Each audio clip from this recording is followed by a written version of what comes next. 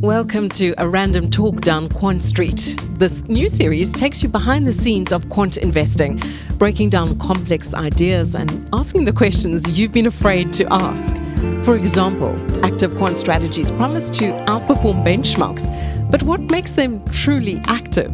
Today on a random talk down Quant Street, we're joined by Vania Sulman. She's portfolio manager at Robeco, to explore what's active about active quant. So let's get started. Hi Vania, welcome. Hi Erica, good to be here. So what exactly is the active part of active quant?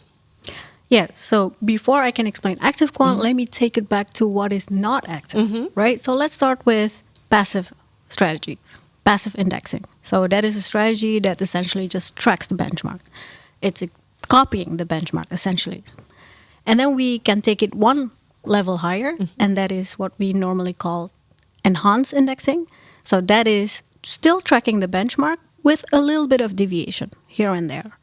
And then we can take it even further, and that is what active quant is. So that is a strategy that is still benchmark aware, right, but deviating quite a bit from the benchmark in order to outperform the benchmark.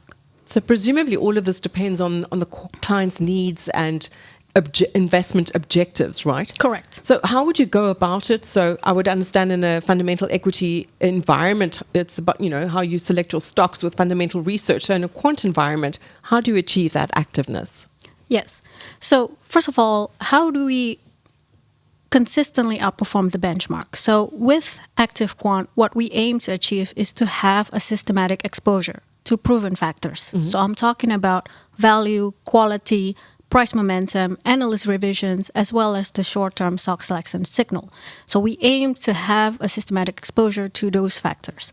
And while doing so, we are able to deviate from the benchmark. So how do we achieve that activeness? By taking larger positioning with respect to region, sectors, countries, and even individual names. By doing that, we are actually making sure that we are positioning the portfolio in order to capture the alpha that comes from the model that we just talked about. So the alpha being that outperformance better than the benchmark. Can you guarantee that you will achieve that degree of activeness that you've set out to do? Yes. So with respect to active quant, we aim to have a tracking error of around 3%. So explain that. Tracking error. So tracking error is essentially a degree of deviation from the benchmark. It's essentially the deviation of the performance of the portfolio with respect to the benchmark. A higher tracking error meaning that the performance deviates more relative to the benchmark. So we talk about enhanced indexing a little bit in the beginning. So enhanced indexing typically aims for a tracking error of 1%. Active quant is around 3 times as high as that. So around 3%. But we don't make it a hard objective. So what we aim to do is to have this 3% tracking error in the long term on average. So at any given moment, it could be a bit higher, it could be a bit lower, but ultimately in the long term, we want to achieve around 3% tracking error. So you used the phrase taking larger positions. I assume that it also could mean smaller positions, overweighting or underweighting relative to the benchmark. So would that be in terms of sectors or also individual names? Yes, it's all of the above. So with respect to our developed market strategy, for instance, we take deviations with respect to region and sectors.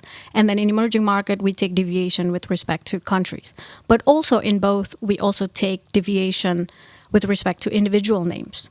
And you might think, okay, that can be risky, right?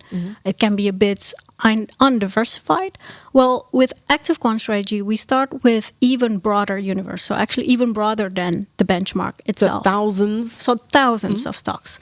So when we have a lot of stocks to choose from, the model and the portfolio construction can work better and more effectively in choosing the right stocks. Right? So we have a larger universe to begin with. The model comes into play, portfolio construction comes into play, picking the right stocks while at the same time trying to adhere to all the constraints that we set. And in order to do that, we need the portfolio construction algorithm. So in the end, what we have is still a healthily diversified portfolio. So on average, in the long term, an active quant portfolio will have around 250 names in the portfolio. That's a large portfolio. That is still a large and diversified portfolio. The way you've described it, where it sounds as though there's a degree of intervention, and I suspect it's not all just machine-based or algorithm-based. Is there human involvement here?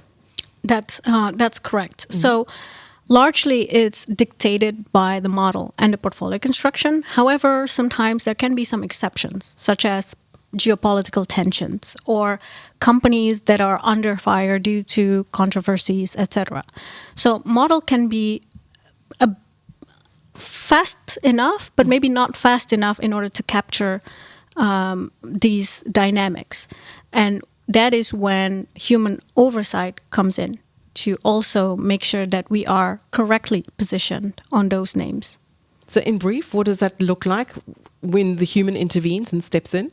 Yes. So when a portfolio manager rebalances the portfolio, the starting point is what the portfolio construction algorithm proposes as an optimal portfolio, right? So this is a portfolio that aims for high exposure to the factors while adhering to all the constraints. But it could be that any given moment there can be maybe controversy or bad news surrounding a company, or maybe even corporate action going on. So it may be that the model does not pick it up quickly enough. And that is when a portfolio manager can still step in and maybe change a little bit of the positioning, not too much.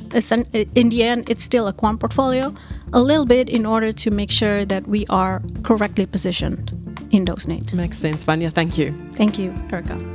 And that's all for today's episode. Up next, Vania will be back to discuss how Robeco captures quant alpha. We'll dig into the strategies, tools, and techniques that make it all work. Don't miss it, and remember to share the series with anyone curious about quant investing.